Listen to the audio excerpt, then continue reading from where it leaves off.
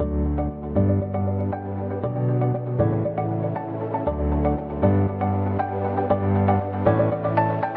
guys, 0001 record button. good evening o magandang araw sa ating lahat. So ang ituturo ko po sa inyo kung paano ba mag-set up ng Google Keyboard. So alam ko naman po sa karamihan ngayon is Google Keyboard na yung default na keyboard sa ating mga phone. So kailangan lang po natin yung i-set up kasi minsan, pansin nyo naman diba, nag-autocorrect siya kapag nagtatype.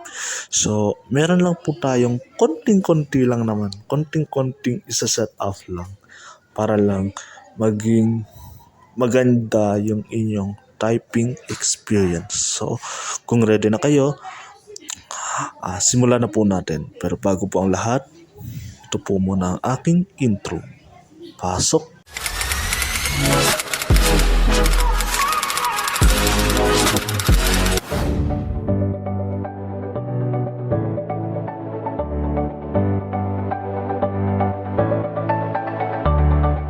So, ayan na nga guys, pasensya na kung medyo maingay. Andito kasi ako sa labas kasi mas maingay pa sa loob pag doon ako nag-recording. So, ayan, ngayon po, punta lang po tayo sa Play Store. Tapos, punta tayo sa Play Store. Play application icon. Then, isearch lang po yan. The official Google Gemini app. Yung Gboard. Tapos, Search Google. hanapin nyo lang Search po apps. yung Voice search. Gboard. G-N-B-R-E-O-A-A-R-R-D-D. Gboard. N. Yan. Sponsor Tapos, about this ito app. yung Photo hanapin install. nyo. Install on board. Open. Board. Yan. Pero sa akin, naka-install na. Ngayon, alam ko naman sa mga Samsung ngayon is walang keyboard. Hindi ko lang alam sa ibang phone. Sorry, walang Gboard pala. Pero sa mga walang Gboard dyan, install nyo lang yan. Tapos pag na-install nyo na, click nyo lang yung Board. Google 11. Install. Open. open. Board. Step 1. Step 1, sabi dito. Select board in your language and input settings. Yan. Enable and settings Yan, button. enable natin yan. Keyboard list and default. Tapos pag lumabas yan, hanapin nyo lang yung Gboard. Pero, ayan, hanapin nyo yung Gboard, then i-on nyo lang yan. Sa mga naka-Samsung lang to guys o sa mga walang Google Keyboard. Sa mga walang Google Keyboard, dyan to yung lalabas. Nav keyboard default I-on nyo all. lang yan. Samsung. Google voice type board multi-link off board switch. Yan, on nyo lang yan. Attention board may be able to collect all the text you type, Pag lumabas yan. including personal data such as passwords and credit card numbers. Okay nyo lang yan. OK button. Keyboard on board switch. Tapos, back na tayo. Tapos, ito naman. Step 2. Step 2. Select board as your default input method. Ngayon, select Gboard into default input method. So, isa-select na natin siya para maging Gboard na yung ating default keyboard. So, Select input method button. select natin yan. Tapos, Choose it on checkage board. yan, check natin itong Gboard. Application settings. Yan, may lalabas dyan, sasabihin niya dyan, all set. Then, basta may lalabas doon, tapos hanapin niya lang doon yung done button. Tapos pag click niyo yung done, automatic mapupunta na kayo sa preference setting. So sa mga naka Gboard naman, sa mga may Gboard na, sa mga nakaano na dyan, may Gboard na built-in, ang gawin niyo lang, punta lang kayo sa settings, tapos hanapin nyo lang yung language and input. Iba-iba kasi tayo ng settings eh. Tapos hanapin nyo na lang doon yung on-screen keyboard. Then hanapin nyo na lang doon yung Gboard. Yung Gboard multilingual typing.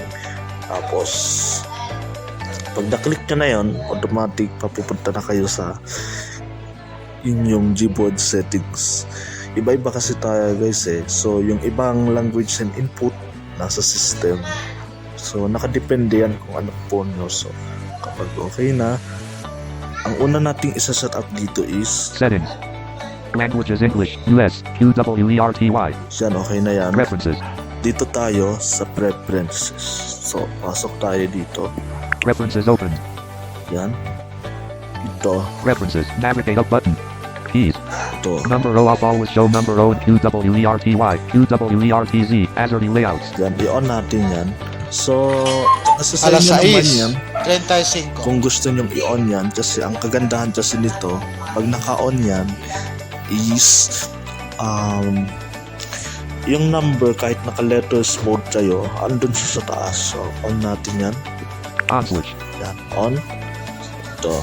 Show emoji switch key on. Show a dedicated key to access emoji. When turned on, the language So, switch key can't be shown. Hindi yan. Layout. One-handed mode off. So, off Key yan. press. Sound on key press off. Sa akin, i-on ko to. Kasi gusto kong kapag nag-type ako, merong sound. So, on natin yan. On switch. Pero nasa sa inyo naman yan kung ayaw nang i-on yan. Pero sa akin, gusto ko talaga. So, Volume on key press system default. Haptic yan, feedback on volume on yung key. sounds ng keyboard nyo pag nagta-type kayo, pwede nyo namang baguhin yan if ever na Volume nahihinaan on pa key kayo. press. Volume on system default. 0% slider. Default Naka button. 0 yan, di ba? So, 0% para slider. mag-adjust, gamitin nyo lang yung volume key nyo. At pag nakatalk ba kayo, swipe up 5% nyo lang. progress, Swipe 5%. up nyo lang yan. Or sa mga naka-G Shoe, volume up nyo lang yan. Or kung anong gusto nyong volume. 40, 50, 56, 70, 8, 89, 95, Pero sa akin, 100. gusto ko naka 100%. 100 to. So, Default button. Cancel button. OK button. pag okay na, okay nyo na yan. Okay. Volume on key press 100%.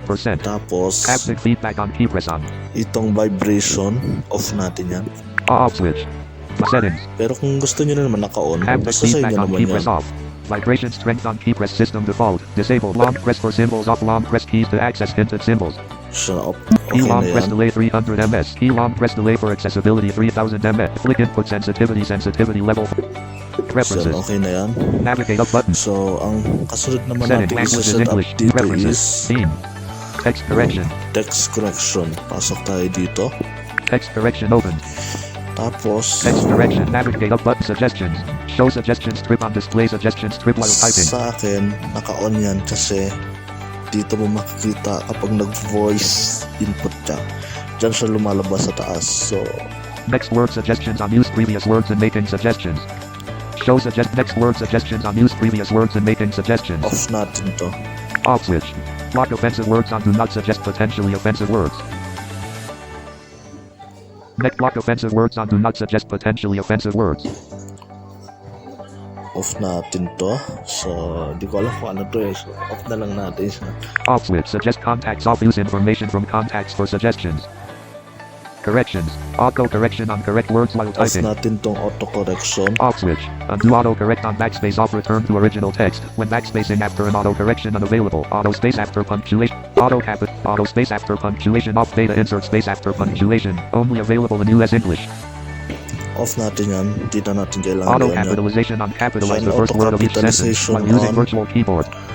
Double space period on double tab on space bar inserts Off appear. natin Off. yan kasi kapag nag-ano kayo, space kayo ng dalawa or dinoble tap nyo yung space, automatic siya mag-create ng period. Pero awan ko sa inyo pero sa akin kasi naka-off yan. Spelling and grammar. Click the system spell checker settings to access Ford spelling and grammar features. Please set Ford as your default spell checker. Spell check on mark misspelled words with red on. Grammar check on mark grammatic. Text So, correction. okay na Navigate yan. up button. Setting language reference theme. Text or voice typing. Clipboard.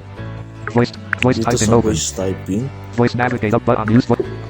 naka-on lang dapat Navigate up yan. button. So ayun guys. Settings. Yun lang naman yung mga kailangan natin i-set up sa Google Keyboard. So, pag may mga tanong kayo, please comment down below. So, ayun lang naman. And nawa ay may natutunan kayo ngayong araw na ito. Yun. Goodbye everyone. See you on my next videos.